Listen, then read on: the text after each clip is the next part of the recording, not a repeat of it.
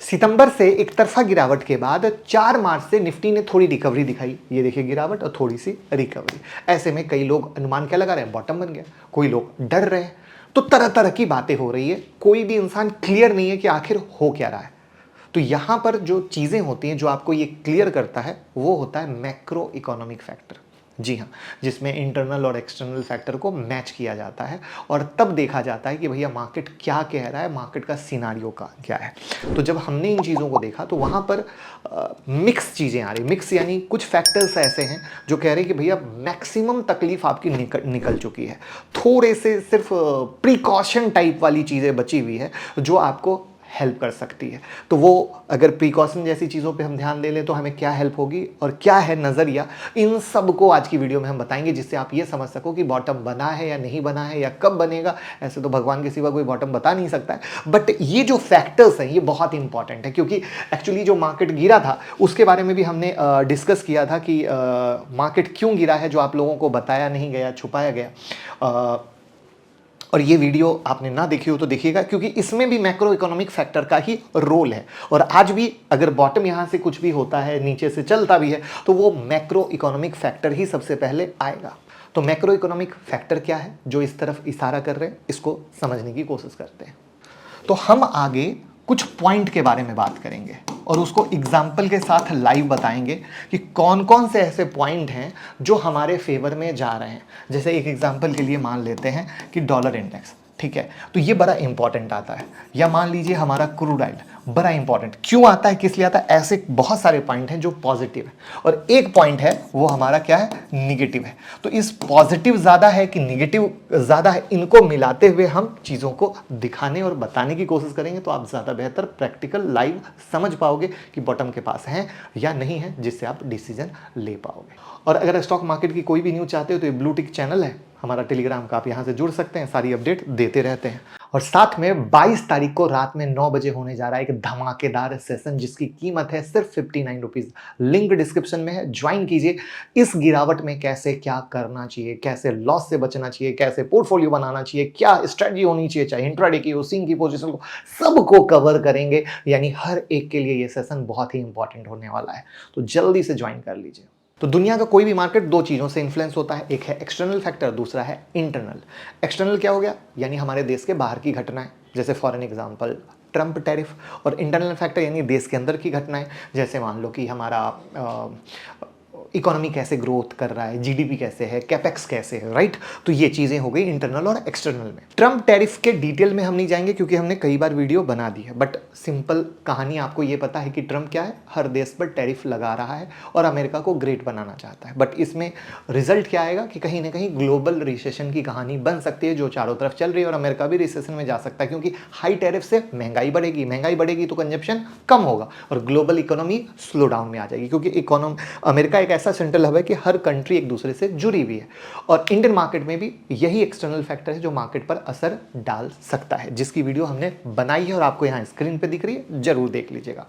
अब हम बात करते हैं इंटरनल फैक्टर की। इंटरनल फैक्टर में अब ऐसी कोई भी बैड न्यूज नहीं है इंडिया में, जैसे महंगाई है। इंडिया का क्वार्टरली सीपीआई इन्फ्लेशन डेटा दिखाता है कि जनवरी 2025 में ये गिरकर 4.31% हो गया, जो दिसंबर 2024 के 5.22% से कम है, राइट। और ये पिछले 5 महीने का सबसे लोएस्ट लेवल है। तो यानी कहीं ना कहीं जिस महंगाई से हम डरते हैं उसको कंट्रोल में आने की बात है। दूसरा, मार्केट में लिक्विडिटी की इशू थी, तो लिक्विडिटी बढ़ाने के लिए आरबीआई ने रेट कट भी कर दिया है। यानी इंटरनली अब अगर कहा जाए तो क्या हुआ कि आरबीआई कह रही भैया हम लिक्विडिटी देकर सपोर्ट करने की कोशिश कर रहे हैं, और इस गुड न्यूज़ को सपोर्ट कर रहा है कुछ अदर इंटरनल और एक्सटर्नल फैक्टर, राइट। अब कहोगे क्या, तो यहां पर है पहला वैल्यूएशन।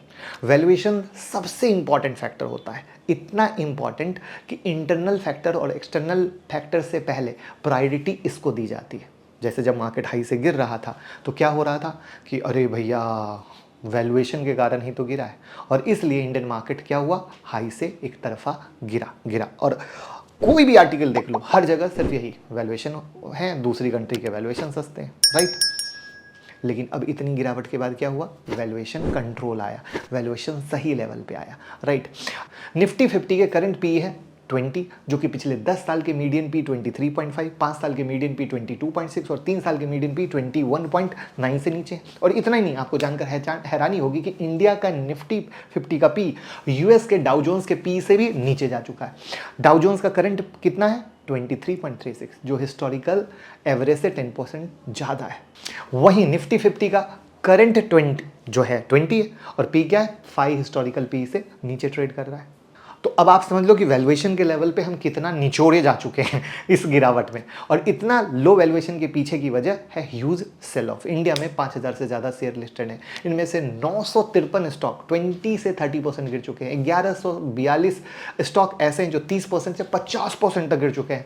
205 स्टॉक ऐसे हैं जो 50% से ज़्यादा करेक्ट हो चुके हैं। लेकिन वेट, सिर्फ निफ्टी 50 का वैल्यूएशन अब अट्रैक्टिव लग रहा है। निफ्टी मिड कैप अभी भी महंगा है। निफ्टी मिड कैप का पिछले 5 साल का मीडियन पी 27.6 है और करंट पी 34.1 और वही 3 साल का मीडियन पी 26.5।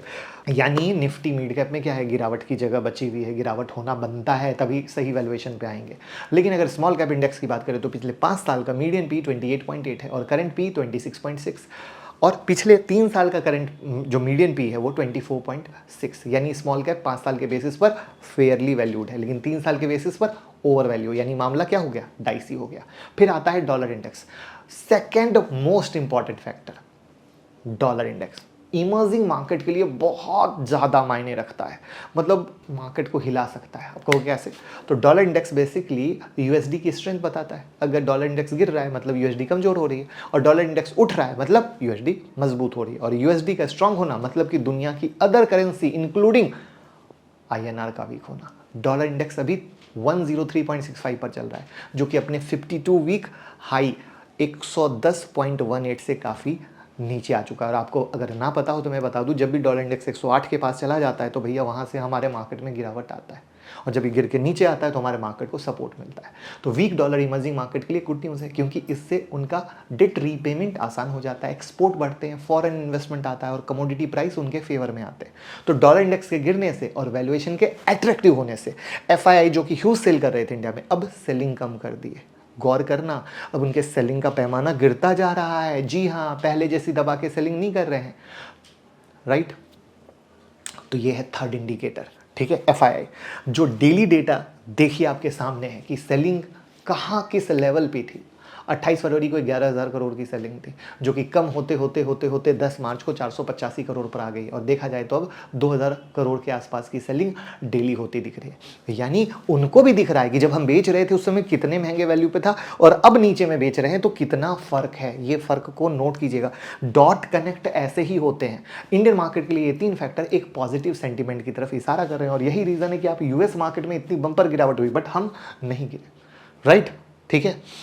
तो ये ही भरोसा होता है। बॉटम तो एक दिन में लगता नहीं है, पहली बात, ठीक है। और वहाँ पर एक चीज़ और फेवर में जा रही है, वो है क्रूड ऑयल।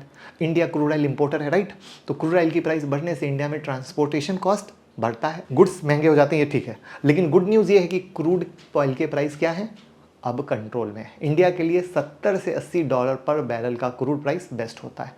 और गुड न्यूज़ है कि आने वाले 6-7 महीने तक क्रूड ऑयल प्राइस इसी रेंज में रहेगा। यानी डॉलर इंडेक्स भी ओके, क्रूड भी ओके, तो चीज़ें क्या है? ओके ओके होती जा रही हैं। तो अब फाइनल समरी बनाएं तो ये समझ आता है कि इंडियन मार्केट के लिए एक पॉजिटिव खबर आ रही है, जैसे इन्फ्लेशन का कम होना, एफआईआई का सेल कम होना, निफ्टी 50 स्मॉल कैप इंडेक्स का क्या है? वैल्यूएशन ठीक ठाक होना, क्रूड ऑयल का प्राइस कंट्रोल में होना, डॉलर इंडेक्स का गिरना, ठीक है, प्लस यूएस मार्केट का इतना गिरना बट हम नहीं गिरे, जिस चीज़ को मैंने बहुत कैलकुलेशन के साथ हमारे यूट्यूब मेंबरशिप के वीडियो में भी दिया है। डे काउंट देखो यूएस और इंडिया का, जो आप यहाँ से ज्वाइन कर सकते हो।